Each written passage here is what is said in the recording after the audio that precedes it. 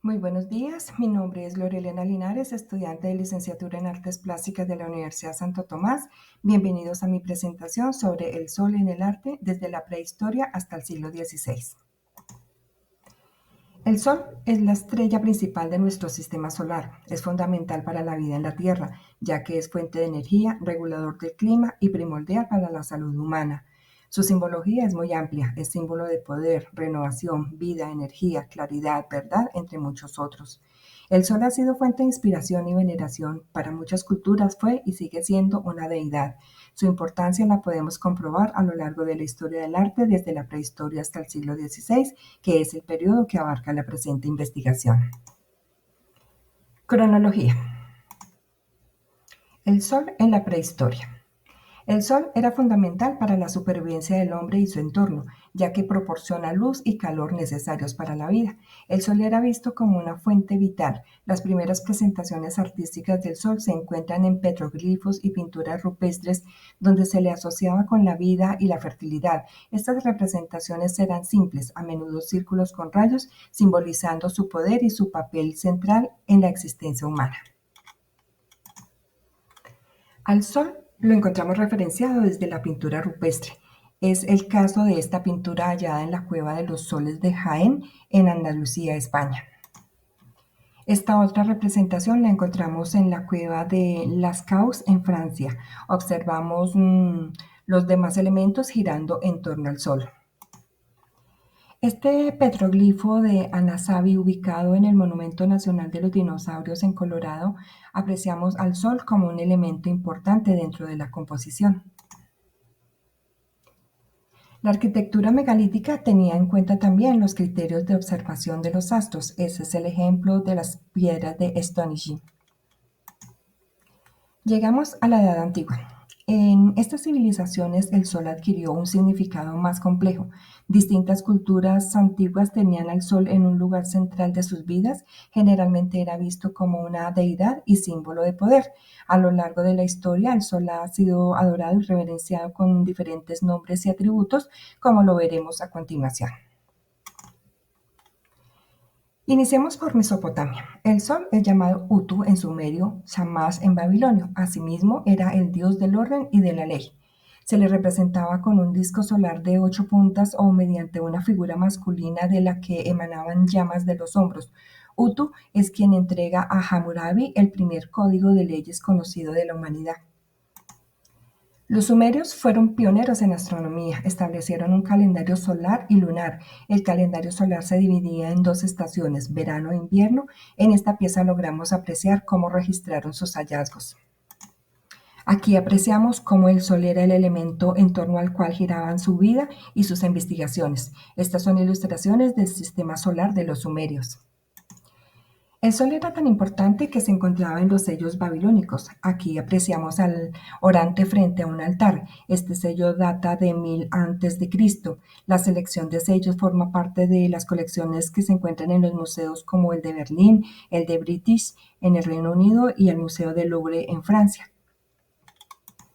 En este otro sello observamos un sacerdote y un hombre pez que enmarcan a un tercero que sostiene de rodillas el disco solar alado. Este sello asirio data del año 1000 al 625 a.C. Ahora nos remitimos a la civilización egipcia. Para los egipcios, Ra era el dios creador y padre de todos los dioses, representado como un disco solar con un halcón en la cabeza. Se creía que viajaba por el cielo durante el día y por el inframundo durante la noche. Nacía cada mañana y se levantaba en el este, surcando el cielo en su barca solar. Su importancia se refleja en la construcción de templos alineados con el movimiento solar, como el templo de Abu Simbel. Tanto Ra como Atón eran dioses solares en la mitología egipcia, pero había algunas diferencias clave entre ellos. Ra era a menudo representado con un halcón como un disco solar en la cabeza, mientras que Atón era representado como un disco solar con rayos que terminaban en sus manos. El templo Abu Simbel está localizado en la ribera occidental del lago Nasser, a unos 231 kilómetros al suroeste de la ciudad de Asuán, al sur de Egipto. Forma parte del Museo al Aire Libre de Nubia y Asuán, complejo que fue declarado Patrimonio de la Humanidad. Aquí podemos observar cómo el sol ingresa iluminando directamente las estatuas de los faraones, ya que para ellos era muy significativo que se diera este evento. En esta réplica del trono de Tutankamón tallado y pintado en oro, observamos en el respaldo al rey Tut con la reina Atesenaún, quien lo unge con perfume bajo el sol.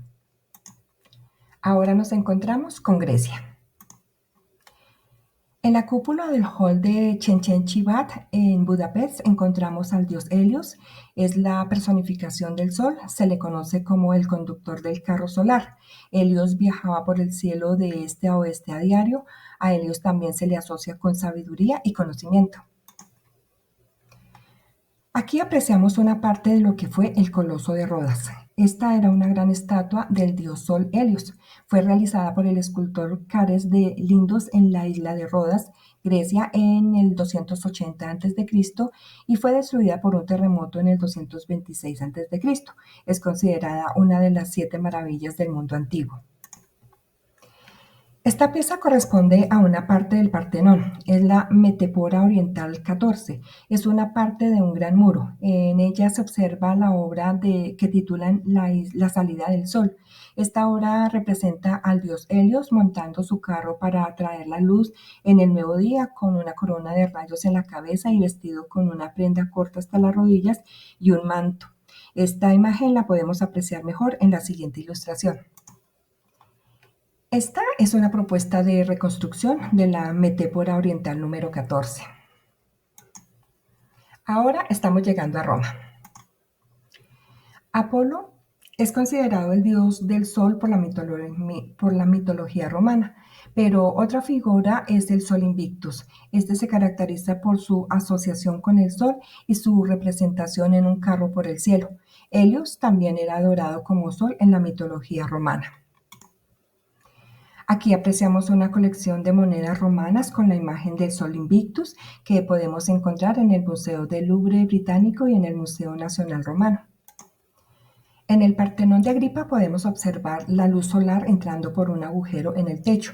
Durante los meses del invierno, la luz del sol del mediodía traza una trayectoria a través del interior de la cúpula. Vitruvio, en sus tratados, ofreció distintas soluciones de orientación para los templos romanos, aunque destacó las ventajas de la orientación que tenga en cuenta la salida del sol. Veremos ahora la cultura azteca o el pueblo del sol. Los aztecas tienen varios dioses sol. La leyenda de los 5 soles aztecas, en la que cada ciclo de 1040 años nace un nuevo dios sol, cuenta así el primer sol, el segundo sol, tercero, cuarto y quinto sol, que es el conocido con el nombre de Tonatiuh. Luego encontramos a Huitzilopochtli, dios del sol y de la guerra. Es el protector de los aztecas y dios nacional de México. Se representa como un joven guerrero con el sol en la cabeza y sosteniendo un escudo y una serpiente. Él es el hijo de Tonatiuh, o sea, el sol quinto. A pesar de que Huitzilopochtli es el dios más importante del panteón mexicano, son pocas las representaciones que se tienen de él. En la ofrenda 99 del Templo Mayor se halló un disco hecho de turquesa en el que se observan 7 dioses relacionados con el fuego, la caza, la guerra, y entre ellos está Huitzilopochtli. Esta pieza está conformada por más de 15.000 teselas diminutas de la piedra que, por su asociación con el fuego, el tiempo, el poder real y la asociación política, era insignia de este dios. Otro altar azteca es la Pirámide del Sol en Teotihuacán, México. Para los aztecas, la arquitectura también está muy influenciada por la posición solar. En el Museo Nacional de Antropología de México encontramos la Piedra del Sol o calendario azteca. Tiene varias interpretaciones. Algunos dicen que está compuesto por 4 soles donde cada uno representa un elemento que son el agua, el viento, el fuego y la tierra. Igualmente se dice que representa la leyenda de los 5 soles. Al dios que vemos en el centro de este disco es el dios Chicholopochtli, que es el hijo del quinto sol. Ahora veremos el imperio del sol, los incas. Inti es el nombre en quechua del sol, considerado como la deidad más significativa en la mitología inca. Inti es el dador de vida y protector del pueblo. Es considerado el padre de los incas. Se le atribuyen poderes de fertilidad, prosperidad y control del clima. Se representa como un hombre con una corona de oro y rayos solares saliendo de la cabeza. Durante la festividad del Inti Raymi se realizaban sacrificios y ofrendas para asegurar su continuo brillo y calor. El Inti Raymi es la fiesta del sol más importante de los incas. Hoy en día se continúa celebrando este festival en Cusco, Perú. Esta es una imagen de esa celebración. Otro gran centro ceremonial fue el Gran Templo del Sol en Curicancha. Sobre las ruinas de este templo se levantó lo que hoy es el convento de Santo Domingo. Estos son otros vestigios del Templo del Sol que quedan en Machu Picchu, Cusco. Ahora veremos una cultura más cercana a nosotros, los muiscas o chipchas. Para ellos el sol fue Sue, Sue o Sue o Suche. Aquí nos encontramos con el municipio de Sogamoso, Boyacá. Sogamoso es la palabra derivada del vocablo chipcha Suamox, que significa morada del sol y que fue el centro religioso de la cultura muisca. Allí se encontraba el Templo del Sol, al cual acudían indígenas de todo el altiplano cundiboyacense a rendir culto al astro rey. En el municipio de Soacha, Cundinamarca, encontramos la piedra conocida como el dios Suba. En ella observamos una pintura rupestre de Suba. Un símbolo emblemático de nuestro país es la balsa muisca, que tiene todo que ver con el tributo al sol, ya que ella representa la ceremonia del dorado. La figura central muestra al cacique bañado en oro y su conexión con el dios Sue. Esta pieza fue encontrada en el municipio de Pasca, Cundinamarca, y se encuentra actualmente en el Museo de Oro de Bogotá. Ahora nos vamos de nuevo al otro lado del mundo, al país del sol naciente, Japón. Aquí encontramos a Amaterasu, diosa del sol y de la fertilidad. Es una de las figuras más importantes de la mitología japonesa y de la religión sintoísta. Su nombre significa literalmente resplandeciente en el cielo. Según la leyenda, es el primer ancestro de la familia imperial de Japón.